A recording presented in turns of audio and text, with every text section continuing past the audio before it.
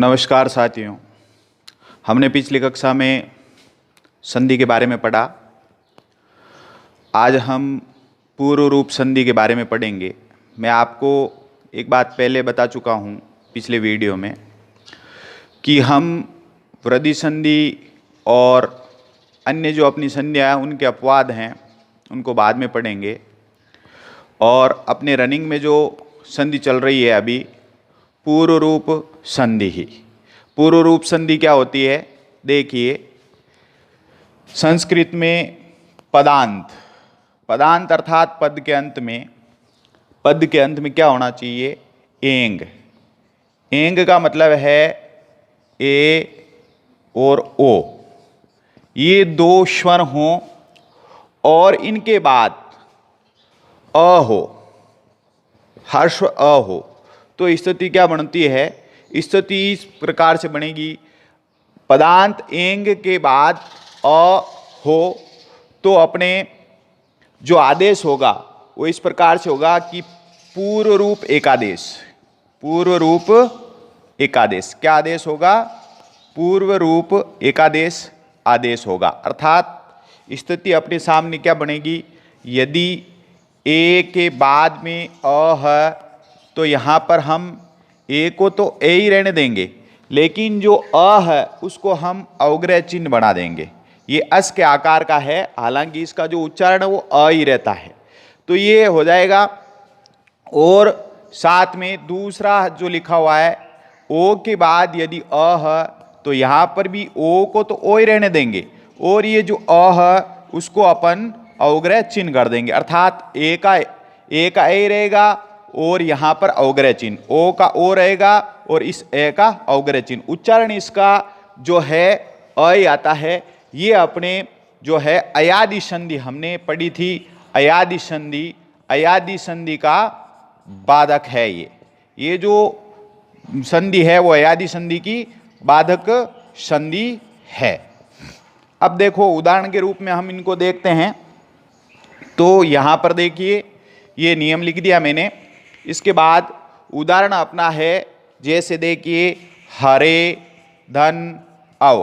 हरे धन अव है तो चूंकि नियम ये कह रहा है कि ए के बाद यदि अ आया हुआ है, यहाँ पर देखिए ए है और अ आया हुआ है, तो अपने को क्या करना है? पूर्व रूप के अंतर्गत हरे और ये अ का अवग्रह चिन्ह हो जाएगा। इसी तरह दूसरा देखो लोक है, लोको प्लस अयम, लोको धन अयम, तो यहाँ पर देखो ओ आया हुआ है, ओ के बाद यदि अ है तो यहाँ पर क्या हो जाएगा? लोको अयम। यानी ज़्यादा कुछ नहीं करना है, ध्यान यही रखना है कि अपने ओ के और ए के बाद यदि अ आया हुआ हर्स्व है तो ए के स्थान पर अ रहेगा और ए का अवग्रह चिन्ह हो जाएगा। और उदाहरण देखते हैं। देखिए और उदाहरण हम 4-5 और देख लेते हैं। जैसे कि अपने पास एक पद है विद्यालय अस्मिन।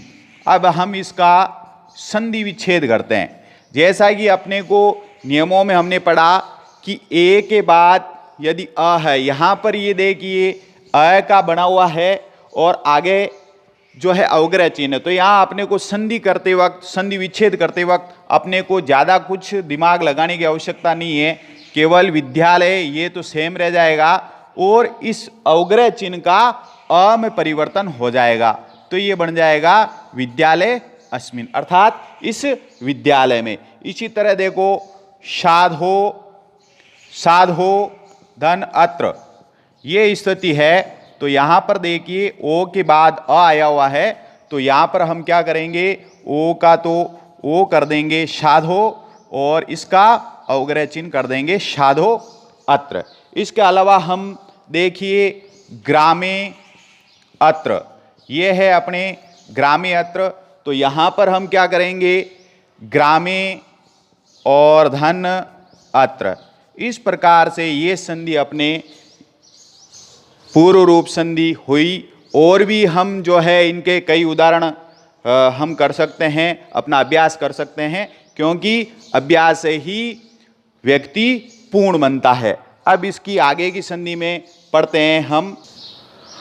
आगे की संधि में हम पढ़ते हैं पर रूप। अभी जो हमने पढ़ा था पूर्व रूप, पूर्व रूप अर्थात धन के उस साइड का जो है पहला पद है उसके अनुसार हम करते हैं।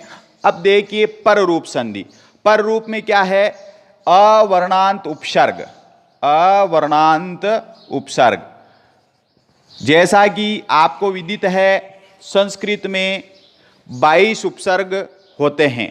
कितने उपसर्ग होते हैं? 22 उपसर्ग होते हैं। तो उनमें से अवर्णांत उपसर्ग, अवर्णांत उपसर्ग मतलब प्र, अप, अव, ये जो उपसर्ग है अवर्णांत, इनके बाद यदि एंग धातु, एंग धातु अर्थात वही ए या ओ हो, ए या ओ से शुरू होने वाली जो धातुएं हैं, अर्थात एंग का मतलब यहां पर ए और ओ धातु है, वहां पर जो है पर रूप एकादेश होता है। कौन सा होता है? पर रूप एकादेश। अभी जो हमने पढ़ा पूर्व रूप, वो पहले वाला रूप, पहले पद के समान। अब ये पर रूप, पर के समान। अब इसको देखते हैं हम। देखिए प्रधन ए जते, प्रधन ए जते। यहां पर एक बात ध्यान में रखना है आपको, ये जो संधि है ये वृद्धि की बाधक है, वृद्धि का अपवाद है, वृद्धि संधि की ये बाधक है। अर्थात यहां पर जब अ के बाद ए आया हुआ है तो यहां पर होना क्या चाहिए था? वृद्धि होनी चाहिए थी। लेकिन ये पर रूप जो संधि है ये कहती है कि अ उपसर्ग, अवर्णांत उपसर्ग जो है उसके बाद एंगादि धातु जो आती है तो वहां पर आपके वृद्धि नहीं होकर के पर रूप संधि होती है। तो यहां पर देखिए प्रधन ए जते है तो यहां पर स्थिति ये बन जाएगी प्रेजते। या वैसे तो नियमों में वृद्धि संधि के अनुसार तो प्रईजते बनना चाहिए था, लेकिन प्रईजते ने बन के प्रेजते बनेगा। फिर है उप प्लस ओषति। यहां पर अपना जो अगला उदाहरण है उपधन ओषति। यहां पर भी देखिए ये अवर्णांत उपसर्ग है तो यहां पर आपको क्या करना है? एंग एओ है तो पिछले वाला नियम क्या है कि ये मात्रा जो है इस वर्ण की, स्वर की, वो इस पे आ जाएगी। तो उपधन ओषति, यहां पर आप देखिए उपोषति। क्या हो जाएगा? उपोषति। ये जो है आपके पर रूप संधि हो गई। और भी इसके देखिए आप अवोषति। क्या आया हुआ है? अवोषति। ये अवर्णांत उपसर्ग है, उन्हीं पर ये नियम लागू होता है। तो यहां पर देखिए अवोषति आया हुआ है तो यहां पर हम क्या कर देंगे? अवधन ओषति। इस प्रकार से ये जो संधि है वो अपनी हो जाएगी पूरी। इसके अलावा भी जो है और भी कई उदाहरण हैं इसके, उनके बारे में हम पढ़ते हैं पर रूप संधि के अंतर्गत। अगला जो उदाहरण है अपने सामने, सकंदवादिगण में पठित, सकंदवादिगण में पठित जो शब्द हैं उसमें एक है शकंदु। यहां पर क्या होता है कि इसका संधि विच्छेद एक बार देखिए, शख धन अंधु। यहां आपको समझना है कि टी, सकंदवागण में जो पठित शब्द होते हैं उनकी टी का लोप हो जाता है। टी क्या है यहां पर? टी आपको ये ध्यान रखना है, शक के अंतर्गत क में जो अ है, क में जो अ है उसको टी कहा गया है। क्या कहा गया है? टी कहा गया है। तो टी का लोप हो जाता है। क्या हो जाता है? टी का लोप। तो यहां पर जब टी का लोप होगा तो शय जो है, शक जो है, क हलंत हो जाएगा और अ इसमें मिल जाएगा तो ये शकंदु बन जाएगा, शकंदु। इसी तरह देखिए आपके उदाहरण है करकंदु, करकंदु। यहां पर भी देखिए आपको ध्यान देना है करकंदु। इसमें भी जो है कर्क धन अंधु, इसका संधि विच्छेद क्या होगा? कर्क धन अंधु। यहां पर क्या है कि क में जो अ है, क में जो अ है उसको टी कहा गया है तो टी का यहां पर लोप हो जाता है। इसी तरह देखिए उदाहरण में मनुष्य धन ईशा, मनुष्य धन ईशा, ये शब्द अपने सामने हैं, मनुष्य धन ईशा।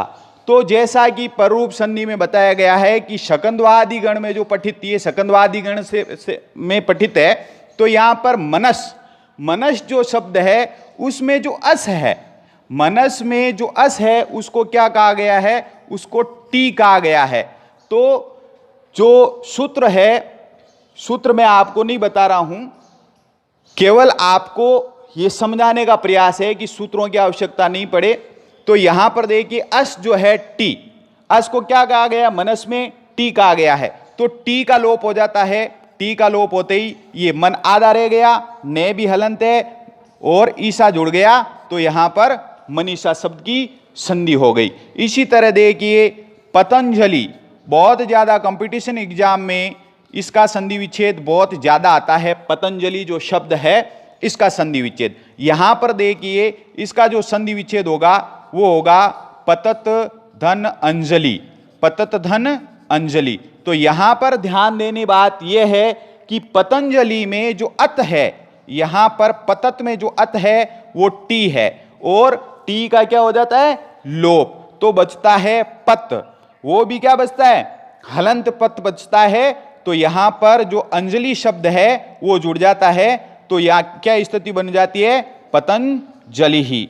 इसी तरह शारंग, शारंग, शार धन अंग, यहां पर आप ध्यान दीजिए शारंग जो शब्द है, शार के रम जो अ है उसको टी कहा गया है, उसका लोप हो जाता है, तो ये बन जाएगा शारंग। नहीं तो वैसे यहां बनना चाहिए दीर्घ संधि के अंतर्गत शारांग बनना चाहिए, लेकिन यहां सारांग नहीं बनेगा क्योंकि इस टी का लोप हो जाएगा। और इसी तरीके से एक उदाहरण हम और देखते हैं, सीमंत। उदाहरण क्या है अपने, सीमन प्लस अंत। तो यहां पर भी जो है, यहां पर भी क्या है, जो अन्न है, सीमन में जो अन्न है उस अन्न का टी कहा गया है और टी का हो जाएगा लोप, तो यहां पर क्या बन जाएगा, सीमंत। इस प्रकार से ये आपके पर रूप जो संधि है वो पूर्ण हुई। अब आगे की संधि में हम पढ़ेंगे दीर्घ संधि ही।